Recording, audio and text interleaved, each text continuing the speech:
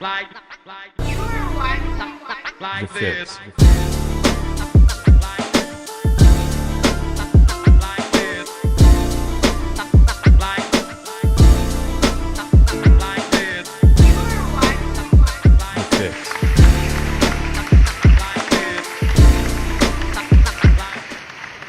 What's good? You tune in to The Fix, and I'm Marc The Dreamer. I'll be your host. And our topic today is consent, and what it means in our generation, and what it means today, and how too many complications can come if we don't have it. Now, it used to be something that was in the corporate areas and the corporate world. Now it's in our everyday life, right? So now we're going to get to talk about it and figure out what it means to us currently. And when we talk about every topic, I'm not alone. I usually have my panelists with me. So to represent the ladies, on my right, I have Daph. Hey, guys. She's been holding the throne and taking it for the ladies. But today I have a special guest. He goes by Kush, and he's going to be representing the fellas today and see if he can take the crown. Yeah, I'm going to try. I'm going to try and establish a basis as best I can. Yeah. All right.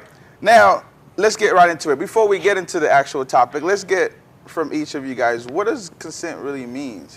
So from your end, Daph, as a young lady, what does consent mean to you? I think it's a mutual agreement between two people that this is okay, this is what we're about to do. We both have an understanding of what it is. It's not like, oh, it's just one-sided, hey, we're going to do this, and the other person's just like, and then it happens anyways. To me, that's not consent. And let me clear it up. We're talking about sexual consent, and just so we have some context and not knowing that we're talking about for in me, that sense. Mutual agreement, if I had to keep it short.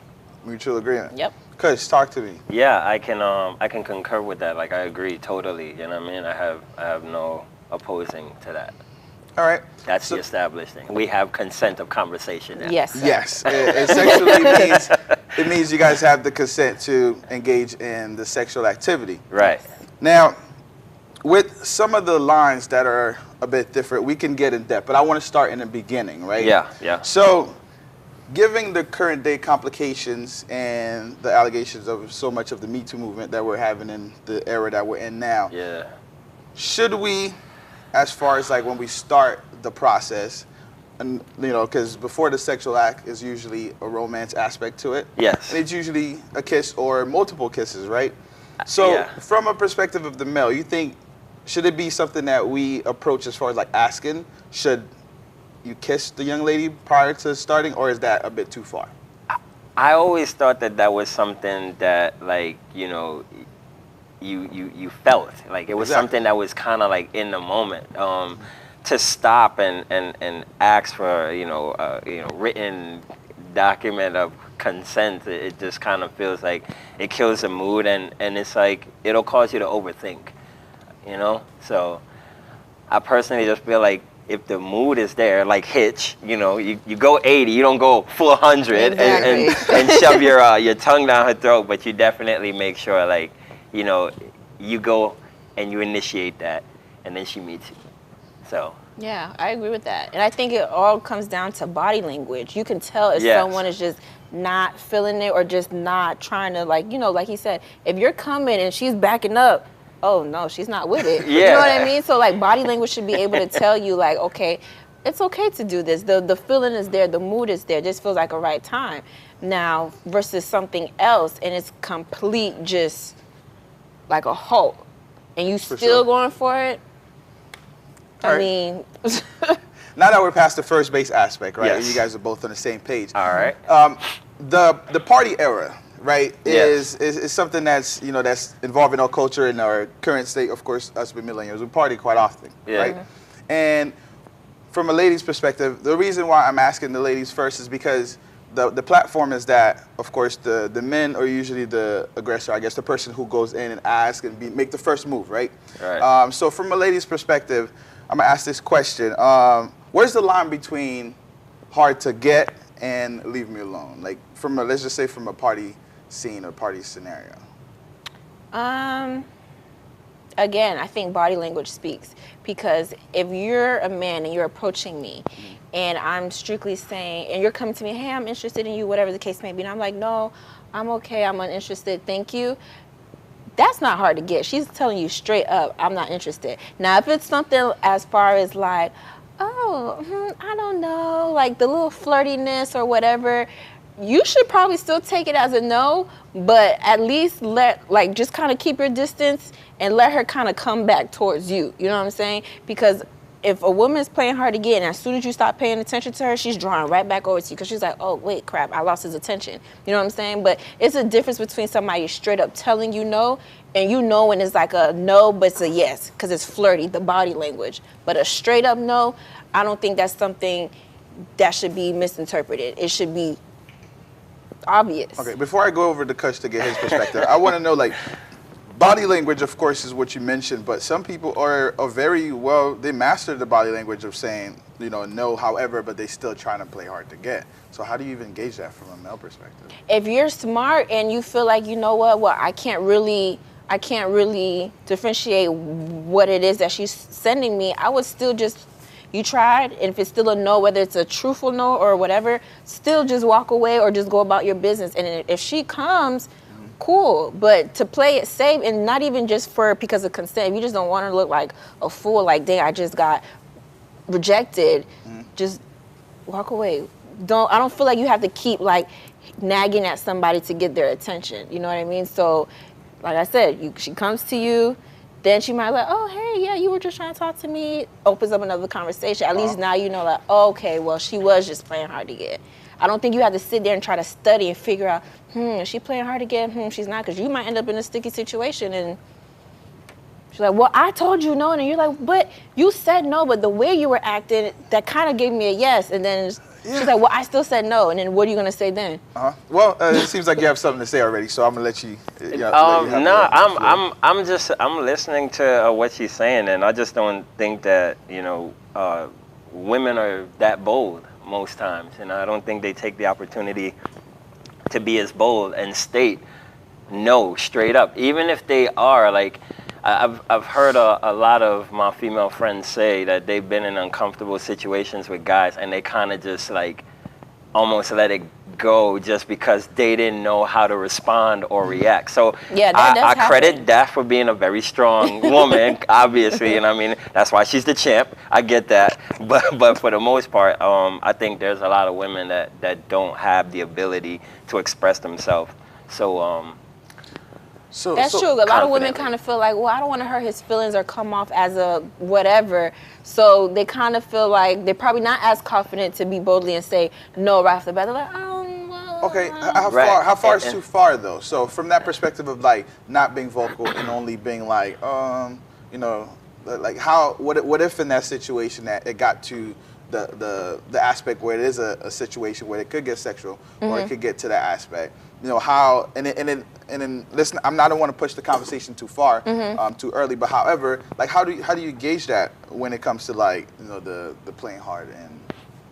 I think it's hard because it really has to depend on the individual. Because a guy could come up to you and maybe not right off the bat you're automatically telling him no, but let's just say slowly he's getting a little bit more aggressive and you're kind of like, wait, hold up, this guy's doing the most. Then all of a sudden you get this courage because now you feel tried or disrespected. Then you might feel like, okay, now I have that something in me, now I can boldly tell him no, because like, okay, you were kind of cool, but now you're kind of taking it to another level. Now you kind of feel like you could tell him no. Right. But I know there's still women out there who situations happen and they're kind of just blank. So for that, I really don't have an explanation for it because I'm never blank. I always got something to say. So like, I can't really, you know what I'm saying? I've heard situations where they're just blank. Yeah, and I'm gonna let you know, like, you're very rare. You know what I'm saying, in that perspective. But there definitely is a general tone, and we are speaking on a general basis here, right? Sure. Yeah. So on a general tone, I definitely feel like there are a lot of conversations that need to be had with women among women. I don't necessarily think the problem is primarily with guys. I do think that there are some guys that get a little predatorial. Yeah. And that comes with a personality type too. Mm-hmm. And I also think that should be discussed on how to understand what factors lead to these overly aggressive guys. You know what I'm saying? Because they say nice guys finish last, and they usually don't get the dates either. You know what I'm saying? It's like, oh, he's too nice. So, you know, you kind of get that kind of thing sometimes too. So and we're gonna get into the aspect of like accountability when it comes to the male side. And we're definitely gonna dive into. I have a scenario for you, Daph, and I really want you to get your perspective on that. But before we get to that, we're gonna take a quick break, and then we'll be right back, guys.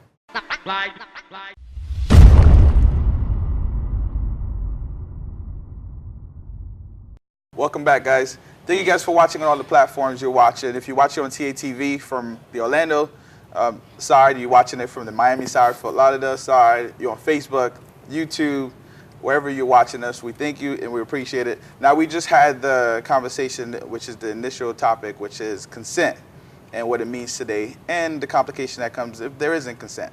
So we heard from both of you guys already. Now, we really are going to go into the same, it's a layer of the same aspect of playing hard to get or, you know, saying no. Oh, boy. If it happens to where you, as a woman, were invited back to his place and you went to his place and things like that. We just met? Not you just met. You guys been dating, right? And okay. You were invited back to his place, and maybe you weren't in the mindset of, you know, going to the next step. And it happens that it did go to a sexual intercourse or a sexual position. Can you talk about it from a consensual standpoint and how women will see it before going there? Or are you automatically saying this is a consent, or how does a man take it if he invites you in and you go? Like, how should men take it? Like, as a man, just because you invite me back to your house, you should not automatically assume that you're going to sleep with me or we're going to sleep together. You know what I mean?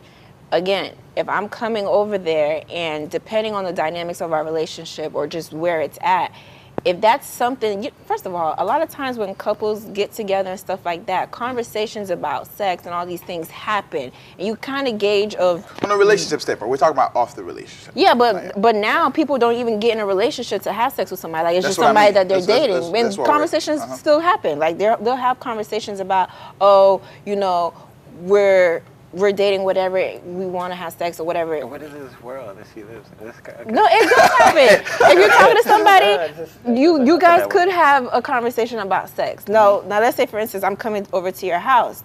Just because I'm coming over to your house, that doesn't mean I automatically want to have sex. I think men should just get out of that mindset. And it's not just men either. Women too. Women will invite guys over like, oh, I know tonight we about to get it on. And the guy might be like, okay, yeah, we gonna get it on, but I don't think it should be just because. You think the guys already saying maybe they could be, or it's very rare that the guy might not, but the guy most likely will be like, okay, that's what you're trying to do, let's do it. But I think just because you're coming over to somebody's home should not be automatically attached. Oh, I'm coming to your home, we're having sex. Now, if it's I'm at your house and we're vibing, we're chilling, the mood is right, and it's something that you can read off me that's what I'm trying to do, and I read off you, and then it happens, that's a mutual agreement. We decided, okay, we're going to do that.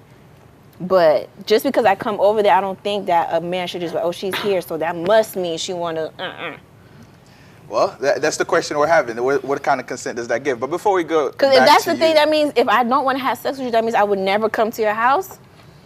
And I know the setting plays a big part of certain things that happens and stuff like that, but a lot of sexual harassment and other things don't even happen in the home. So we can't just say it's just because I'm in your house. Understood. Coach. Yeah, so I don't know. I don't know if it's like an old school approach to it or whatnot, but like you shouldn't go by a guy's house, especially, you know, let's just say after 9 o'clock. let's give it a time. Yeah, let's give it a time as well too. You know what I'm saying? You shouldn't go by a man's house that you're seeing or you're having any type of, you know, romantic situations with, and not have that be a high possibility for you. Correct, but is that like that right now though? Like the vast majority of people. Definitely, I definitely feel that way, because coming back, like, you know, it's like that Luke Cage moment, like you want to grab a coffee, like it's like, you know, it's that thing. It's the spoken term of like, yeah, this is what it is. So outside of that, yeah, if we're dating, all of these things are going to be outside activities. We're going to, you know, go to Top Golf. We're going to, you know what I'm saying, go K1 racing. There's a bunch of things we could do and sit down and talk and chat over some Longhorn, whatever.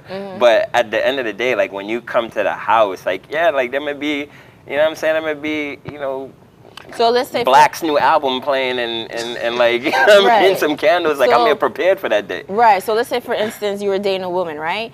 And you decided, hey, I just want to cook for you for our date night. Like my date night is going to be, I'm cooking for you, come over to the house. Is that the same thing as you assuming that there's the possibility something's going to happen? Or what if you just wanted a little bit more intimacy? Like but it could be intimate in that setting. That doesn't mean intimacy is not just sex. Understood. So, but we're adults. Correct. But just because you're adults don't mean just I'm coming to your house, you cooking me dinner, we have to have sex.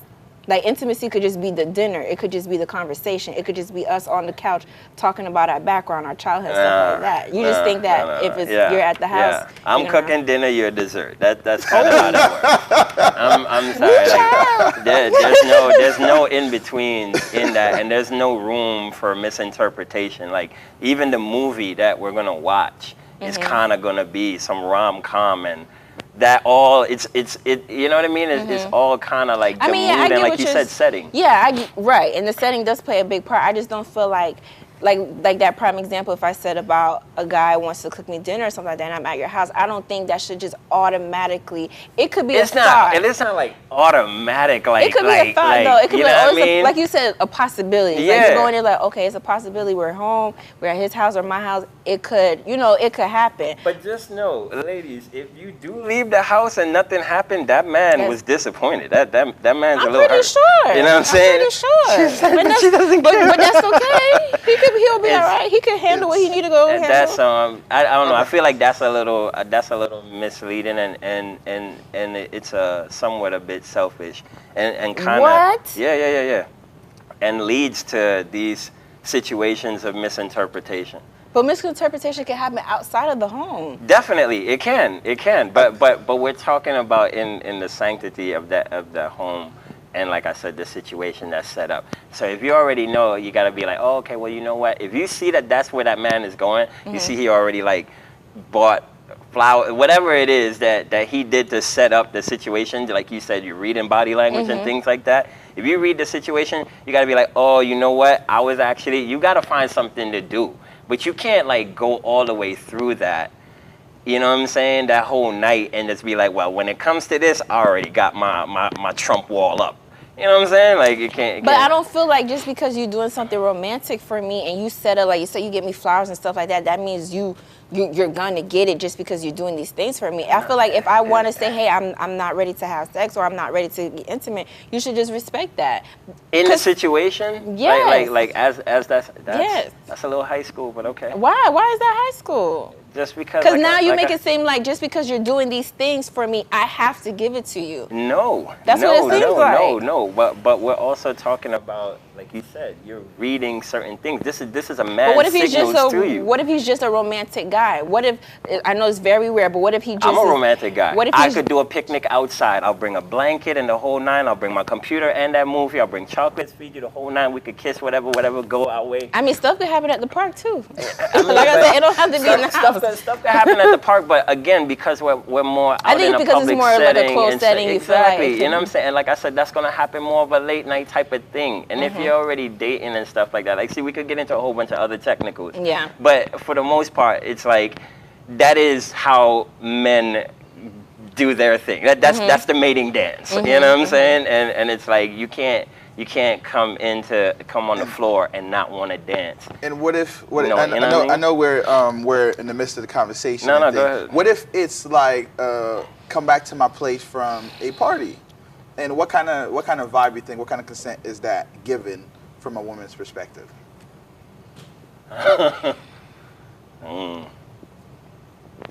Man, that's tough. Yeah. Because a lot of times when you're coming from a party, you might be intoxicated. Yeah. both of you guys might not even be in your right mind, and things could happen, not necessarily that that's what you planned for or maybe really wanted, but because you weren't really in your right mindset, it's just like, okay, what the heck? It happened. You know what I'm saying? What kind of consent setting is that? That's really what the question is. It's almost tough. It's almost tough to get consent if you're not in your right mind, I feel like. If you're not just 100% just stable, because I don't want to say, like, if you're under the influence and you've been drinking and stuff like that, can you really give a honest answer as far as consent? Because you're not really thinking like all the way. The alcohol is kind of making the decision for you. Okay. So how should a man feel in that position when that happens? I mean, the man's probably in the same mindset too, but for me, if I was a man, I would be like, oh, she's really like probably not here and she's really intoxicated. I would almost be scared to touch it just because of what I've been seeing. If I was a guy, I would be scared too, because I'm like, she's not even in her right.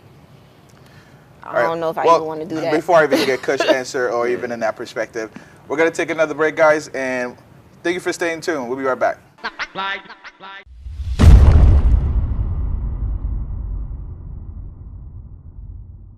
Welcome back, guys, and of course, I'm Marc The Dreamer, and I am joined today, as you guys have been watching, and for those of you, if you're just now tuning in, I have Daph, of course, representing the ladies and, trying to keep her crown, and then we have a special guest, Kush, of course. Trying. Giving her the run for the crown. So now, let's get right back into the same question as mentioned, as far as, like, when after a party scene and she ended up saying, yeah, I'll go back home and everything like that. Yeah. From a male perspective, how do you see it? And all right, well, I'm gonna just speak personally. I'm a real hunter. Okay, so I like the thrill of the chase, the catch, the capture. You understand what I'm saying? So for me, it's cool if she's a little bit loose, you know what I'm saying, off of the liquor, not to where she's like slurring her words, and if she's sloppy, then yeah, like that's a weak kill, and I feel like you're just being totally predatory, and that's horrible. But for me, if I know, like, it's just giving her the right amount of spice to have a conversation, then yes, then I'll probably take that on a little bit further. But and if she decides to go back, what is your consent level? And what level is that consent? I mean, because we're leaving the club and stuff like that, so there's probably some like dancing involved and just kind of like a little bit of a stirring of emotion and feel. So I don't know. I probably talk to her on the way back, what I mean? Probably try to feel it out, like Daph said. I'll probably try to get into the body language a bit. But I know, because we both a little bit skewed, it may not. She may wake up in the morning and be like, yo, what the hell? Understood. Yeah. So. Got you. And since we're talking about the club and party culture, right? There's records in previous generation and this current generation that are speaking about certain things. Like, for example, let's take Miguel, for example. Yeah. How many drinks, right? How from a woman's perspective, that kind of record, and women do dance to it, men, everybody dance to it, right? What kind of impact do you think that has in our current consent conversation that we're having, and how do you feel from a woman's perspective about certain records? You know what? When it comes to music, we're so focused on the beat and how it makes us feel. We don't focus on what it's actually saying until it's brought up. Yeah. You know what I mean? So it's like we don't take the time to really hear what the music is saying. Like hip hop, how they degrade women and all this other stuff. And it's like, we listen to it, we're vibing to it, we're in the club, we're literally saying the lyrics, but we're not really like, oh wait, he just said he was gonna like date rape her or whatever. You know what I'm saying? So I feel like we don't really paying attention, so we're just vibing to it, we're listening to it, dancing to it, until it's brought up in a conversation. So I don't think that it's okay for these lyrics to be in the music, but it's like, am I only saying that right now because we're talking about it? Because if you would have asked me maybe a while ago, I probably was singing those lyrics. I was going along with what society was doing just because it's a song. I didn't look at it like, harmfully or anything like that. I think we only address it because it gets brought up. We don't really focus on what music is actually really saying anymore.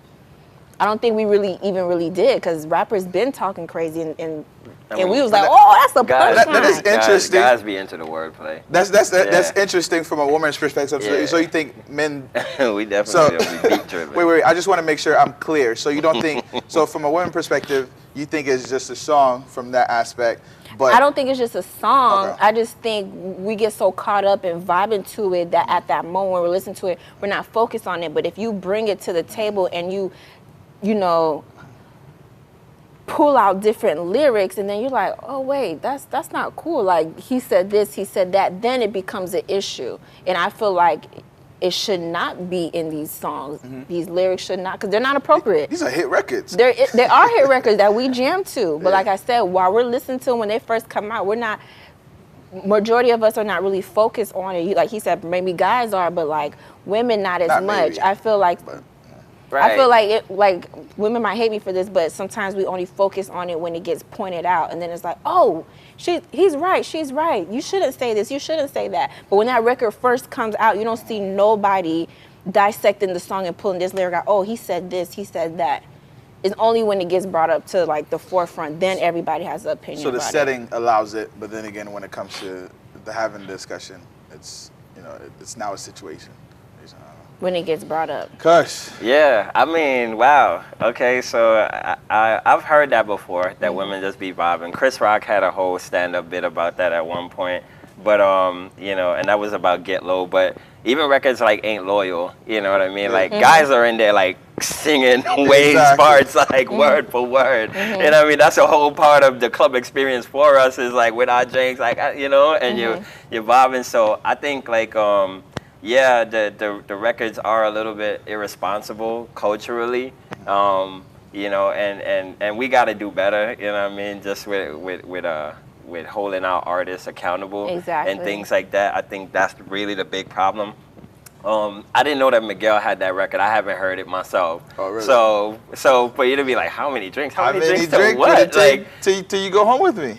That's the record. Wow, that's crazy. How many drinks does it take for you to go home? And that's like one of my favorite songs. Yeah, I don't know what Miguel is going through, but definitely that's something that needs to be examined by the culture as a whole. But see, and the reason why it doesn't, because it's like, okay, it's a vibe. Yeah, how many drinks? Like, we're in the club, we're drinking y'all stuff ladies like should that. not be dancing to that. It's like, there's more records. Y'all should be in his comments, like going hard, beehiving.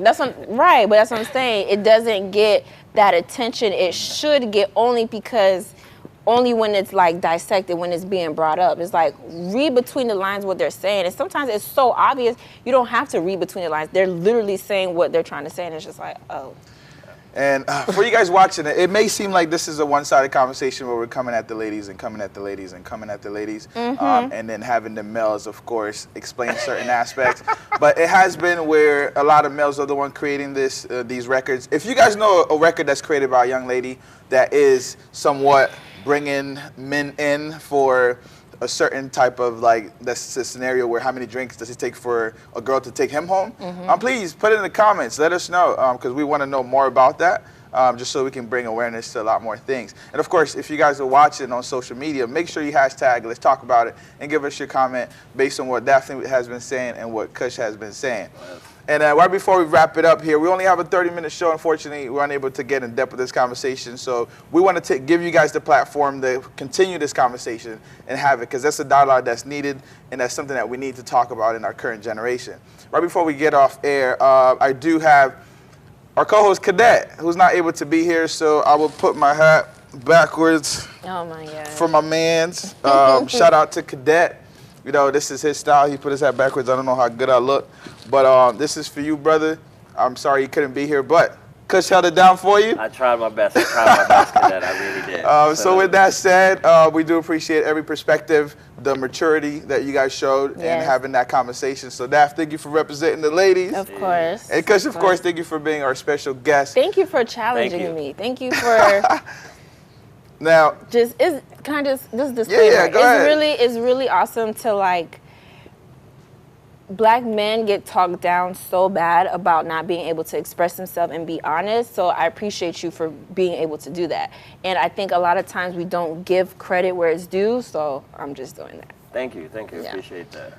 Hey, we're getting to some great place here. Hey. Welcome to The Fix, all right? Orlando's very own talk show, guys. Thank you for watching. We appreciate everyone. And share it, like, tell a friend. We're here every Monday, baby, 9 o'clock. Thank you, guys.